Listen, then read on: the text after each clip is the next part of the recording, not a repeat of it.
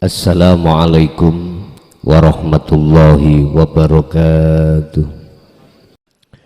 Ila hadratin Nabil Mustafa Rasulillahi sallallahu alaihi wasallam wa ala alihi wa azwajihi wa dzurriyyatihi wa qurabatihi wa ali baitihi wa ashabil kiram wa ila jami'il anbiya wal mursalin wal awliya wasyuhada wassalihin wat tabi'ina tabi'ina ila yaumiddin, khususan jami'i masayikhi ila muntahum wa ila abaina wa ummatina wa azdatina wa masyayikhina wa auladina wa azwazina wa dzurriyyatina wa ahli baitina, khususan jami'il arwah fi hadil majlis wa ghairuhum lahumul fatihah. A'udzu billahi minasyaitonir rajim.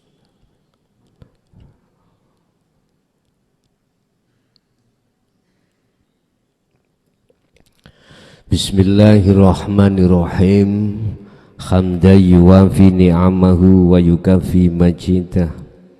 Ya Rabbana lakal hamdu kama yanbaghi li jalalih. Asyhadu an la ilaha illallah wa asyhadu anna Muhammadan abduhu wa rasuluh. Allahumma salli wa sallim wa barik alaihi wa ala alihi wa ashabihi ajmain, amma ba'd.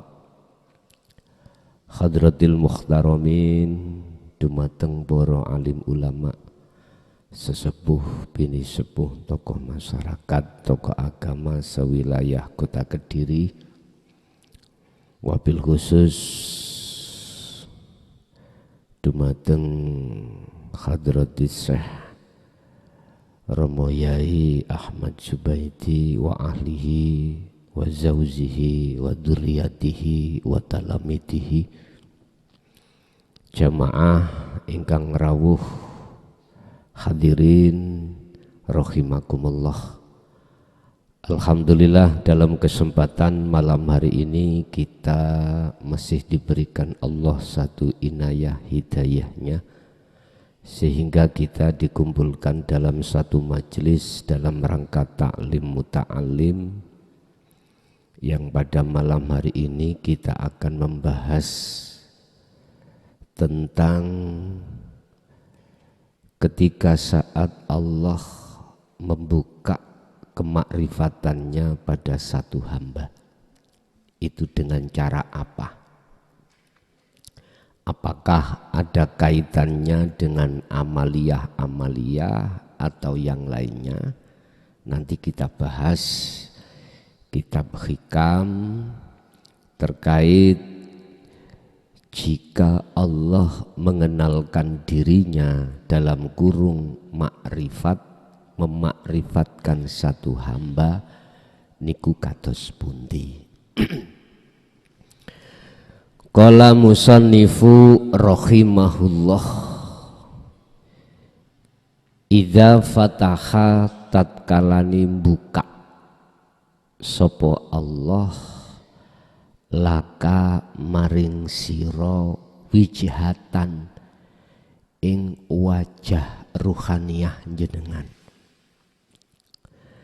minat ta'arrufi, saking masalah kemakrifatan pada Allah. Tatkala Allah membuka pintu kemakrifatan terhadap satu hamba kepada Allah, yufala tubali, kui ojo khawatir, ojo susah, ma'aha sertane wajah ruhaniyah jenengan, ingkola yento sedidik opo amaluka amal iro. Kuwi ojo khawatir, jangan khawatir, jangan susah, walaupun amaliyah Anda ini kebilang sedikit miturut pandangan manusia. Sebab amaliyah sedikit miturut pandangan manusia, bisa jadi miturut pandangan Allah iku banyak. Miturut pandangan manusia amaliyah ini bobotnya itu kecil,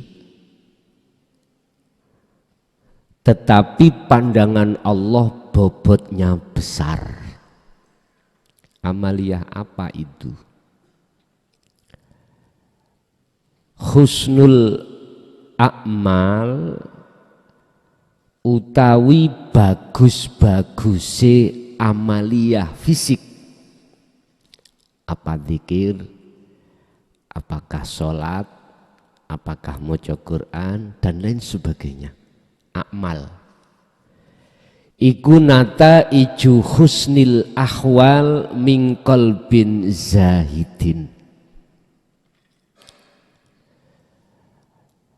Baik berat bobotnya satu akmal, amaliyah secara fisik itu tergantung buah dari sumber keadaan ruhaniyah kita. Jikalau bagus, walaupun kebilang sedikit miturut pandangan manusia, pandangan Allah pasti bobotnya besar. Amaliyah yang bagaimana itu? Min qalbin zahidin, yang bersumber dari hati condong kepada Allah. Kelawan hati condong kepada Allah itulah yang mencondongkan juga Allah, dan itulah cara Allah memfutuh, membuka kemakrifatan satu hamba itu. Atau boleh saya artikan makalah ini, Gusti Allah memfutuh, membuka kemakrifatan hati jenengan iku tidak sebab dari banyaknya amaliyah, ndak. Walaupun sedikit, Allah kuasa membuka kemakrifatan hati sampean pada Allah. Lah Gusti Allah membuka kemakrifatannya hati itu miturut proses keilmuan adalah, miturut proses sistem adalah min qalbin zahidin. Niki nderek Nabi Ibrahim dalam surat Al-An'am 79. Inni wajjahtu wajhiyah, sesungguhnya ku arahkan wajah ruhku terhadap wajah Allah. Allah yang mana? Lilladzi fatoros samawati wal ard.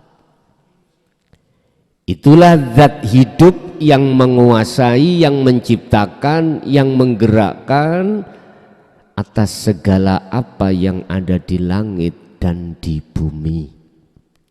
Ini Pak, nggih, ini maksud saya. Yang dimaksud wajhiyah, wajah Allah ini, bukan udara loh, nggih, bukan oksigen.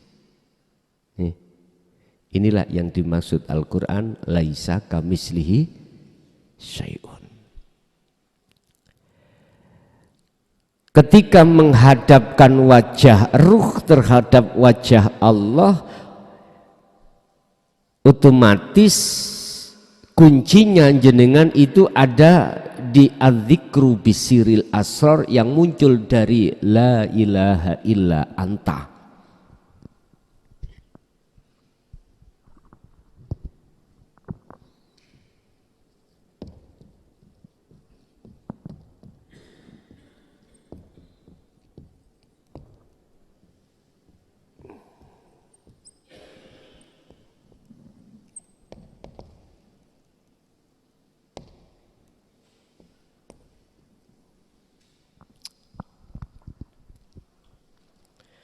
Bahasa anta itu berarti kita imannya sudah ihsan.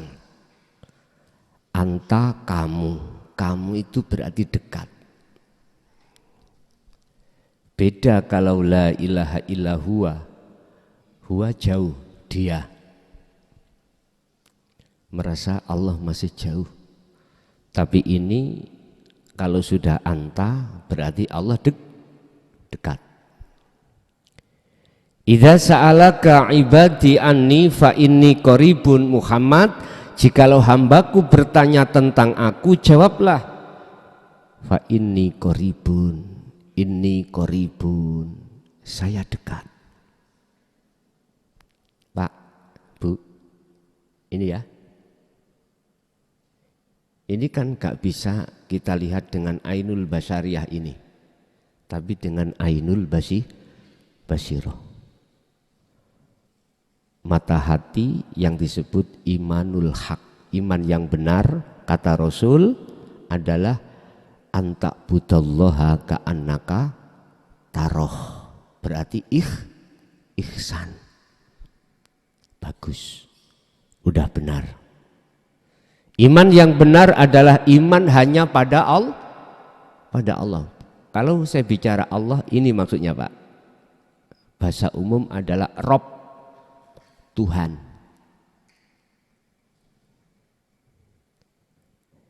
Tidak bisa kau serupakan dengan sesuatu apapun. Basiroh jenengan yang untuk melihat, otomatis akhirnya para kekasih Allah lewat wahyunya Allah muncul namanya adzikru bisiril asr. Itu ketemu di dalam Al-Qur'anul Qadim.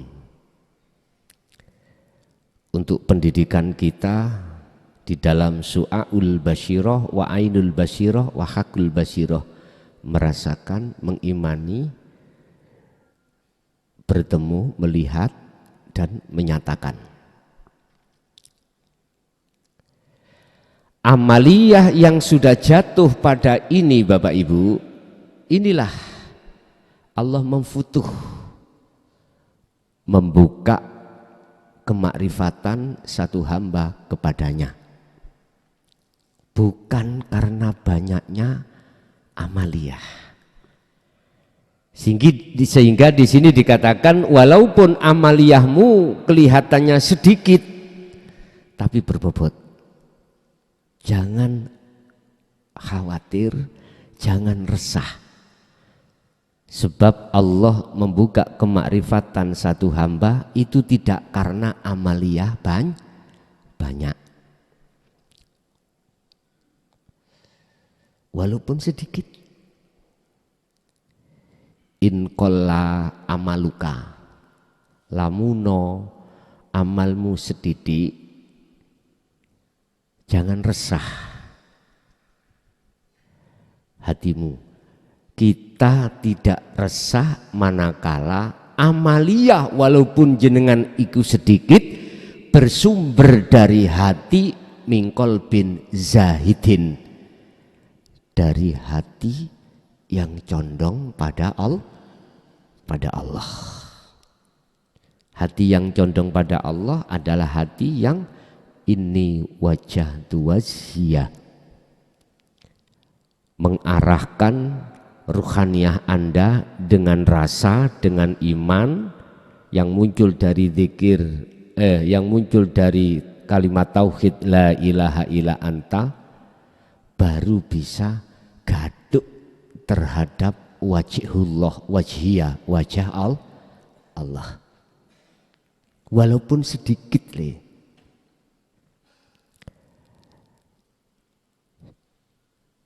Hanifan dengan sungguh-sungguh, dengan condong lurus, tidak tolah-toleh, berarti sudah tidak mamang.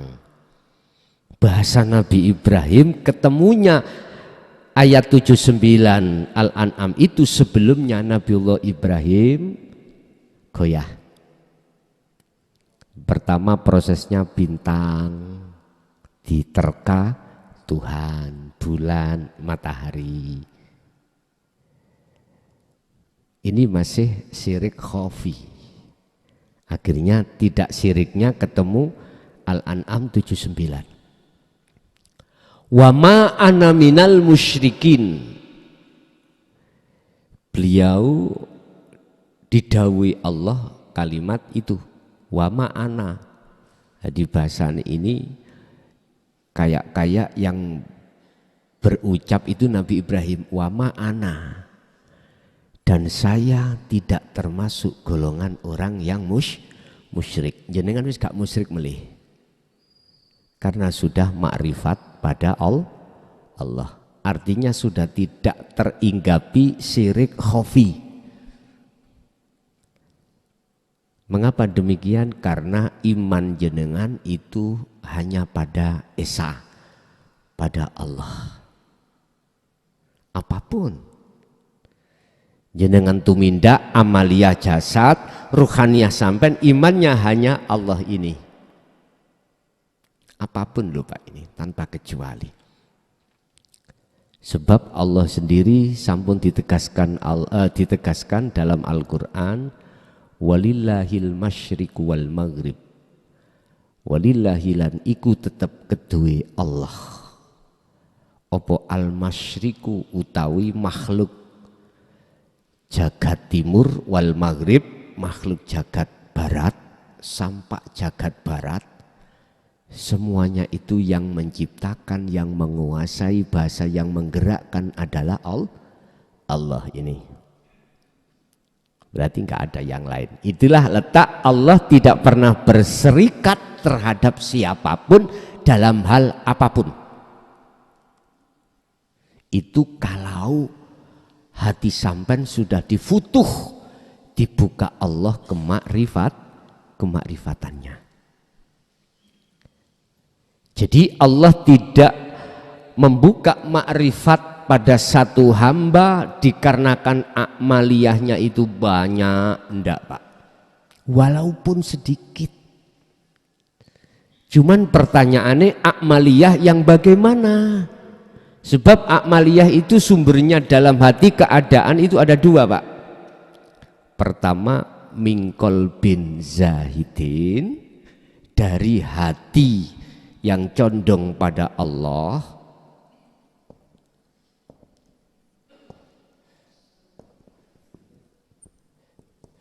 atau mingkol bin rohibin, hati condong pada makhluk.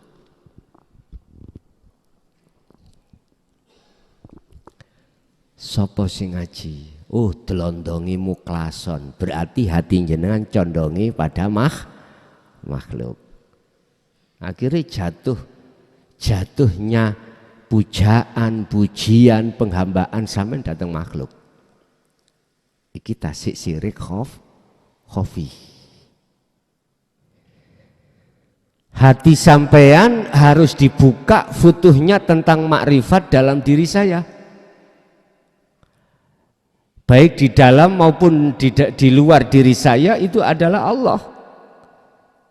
Ya ini sebagai guru sejati kita, ini sebagai pembimbing kita, ini sebagai petunjuk kita. Makhluk tidak akan pernah bisa apa-apa. Innaka sesungguhnya sak temene sira Muhammad iku latahdi, ora bisa aweh petunjuk man ing wong ahbabta kang nyintai sira Muhammad. Muhammad, kau sesungguhnya tidak akan pernah bisa memberikan petunjuk terhadap orang lain sekalipun orang lain itu orang dekatmu, orang yang kau cintai. Lah terus siapa yang memberikan petunjuk bimbingan itu? Walakinallaha yahdi may yasha. Walakinallaha lan tetapi ni utawi Allah iku yahdi kang aweh petunjuk hidayah sapa Allah man ing wong yasha kang ngersakake sapa Allah ing man. Kalau kita melihatnya dari sisi syariat, ya Muhammad, ya makhluk itu. Kalau kita melihat dari pandangan kacamata syariat, sumber yang menjadikan hilangnya rasa haus itu air, sebab kita minum, padahal air itu makhluk. Tapi kita tidak sadar, innahu bikulli syai'in muhit. Sesungguhnya Allah ini melimputi atas segala hal apapun. Artinya air kalau tidak dilimputi Allah, tidak diletakkan Allah syafaatnya, tidak diletakkan Allah rahmatnya, nggak akan sampai akhir zaman pun air itu nggak akan bisa memberikan manfaat atau mudarat, tidak akan bisa menghilangkan rasa haus, nggak akan, hanya karena Allah.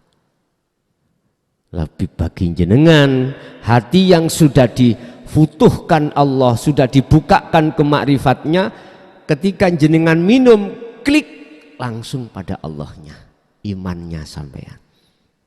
Paham Pak Ki? Iki pandangan hakikat seperti itu. Makanya perlunya kita bertauhid, perlunya kita mengikuti Rasulullah dalam ajaran hakikat menuju makrifatnya, itu ada di situ.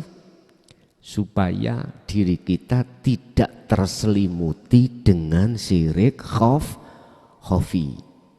Wa minan nasi may yaqulu amanna billahi wa bil yaumil akhir wa ma hum bimu'minin. Sebagian besar di antara manusia, dengarkan Muhammad, mereka itu mengatakan beriman pada Allah dan hari akhir, tetapi sesungguhnya dia itu hanya bil lisan, hanya secara lesan, tapi hatinya tidak beriman. Wa mahum bimu'minin, wa mahum lan ora ono utawi mereka itu bimu'minin, beriman pada Allah, enggak. Inilah golongan kita yang ruhaniyah kita belum mengikuti Rasulullah di jalur dinut tauhid. Kul in kuntum tuhibbunallaha fattabi'uni. Jikalau kau betul-betul imanmu benar dan kau dijadikan Allah sebagai kekasihnya, maka ikuti aku, kata Rasulullah. Ali Imran 31. Ikuti aku. Jangan ikuti aku dari sisi syariatnya saja, tapi ikuti aku dari sisi hakikatnya. Sebab dengan begitu maka kau akan bisa sampai ke makrifat. Kembali ke materi kita. Jadi amaliyah sedikit tadi, tapi bersumber dari kolbin hati sing zahidin. Condong imannya hanya pada Allah. Fa innahu ma fatahaha laka illa wa huwa yuridu ayyata arrafa ilaika. Fa innahu mongko sak temene Allah iku ma fatahaha, ora bakal buka ati sampean, ora bakal buka wajah laka maring sira, illa huwa, kecuali Allah itu yuridu ngarepake ayyata arrafa ing yento bermakrifat anda ilaika, bermakrifat terhadap Allah ilaika maring sira. Mengapa tidak karena amaliyah walaupun sedikit Allah membuka? Karena sesungguhnya Allah itu mengharapkan Anda itu dimakrifatkan. Berarti kita makrifat bukan karena kita, semua karena Allah. Anda hati dikatakan mingkol bin zahidin karena Allah. Anda hati mingkol bin rohibin, ya juga karena Allah. Cuman pertanyaannya, mengapa Allah satu sisi menghendaki jenengan itu dibuka makrifate, satu sisi kok tidak? Kita tidak membahas amal banyak dan sedikitnya, tidak.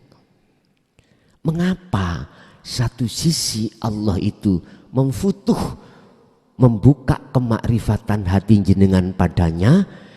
Mengapa satu sisi orang lain Allah tidak membuka? Apa alasannya itu?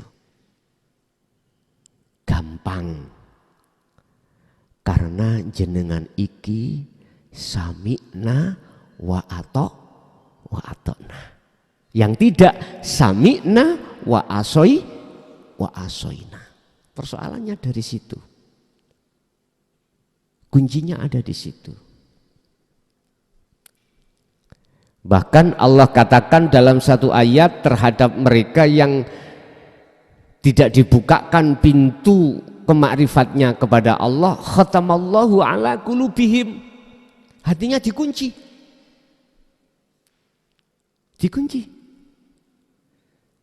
Sebab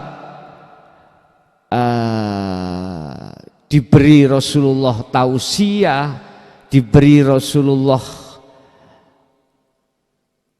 tatanan dinul haq atau tidak, tetap la yu'minun, tidak percaya. Ini persoalannya. Lah, golongan jenengan percaya.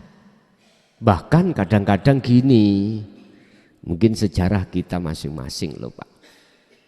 Dulu jenengan entah tahun 70, 80, 90 sebetulnya sudah ngaji hikam. Sebetulnya sudah ngaji tauhid. Tapi keterangan yang kita dapatkan dari Masyayikh itu masih bersifatkan kinayah. Akhirnya bingung kita. Artinya belum ada kefahaman. Memang begitu Pak. Beliau saking ngati-ngatine biar nggak ada fitnah di tengah masyarakat. Pertama, beliau tidak akan pernah mau menyampaikan di tengah umum. Hanya secara khusus terhadap jamaah yang sudah ada. Itu pun beliau masih menjaga jarak, mengati-ngati. Apa yang beliau sampaikan penuh kinayah-kinayah. Akhirnya jatuhnya Anda susah untuk bisa memahami. Mboten wantun Pak, ngomong ngeten mboten wantun. Kili wujudi Allah mboten wantun. Diplesetkan kau nanti dikatakan sudah makrifat Allah kalau sudah bertemu galie kangkung. Ada yang mengatakan teracai kuntul miber atau susuane angin. Nggih bingung lah kita dulu. Memang sudah benar itu beliau mengambil satu spekulasi keputusan yang sangat benar. Tapi sekarang sudah tidak Pak. Jadi secara terang-terangan. Akhirnya mudah kita memahami.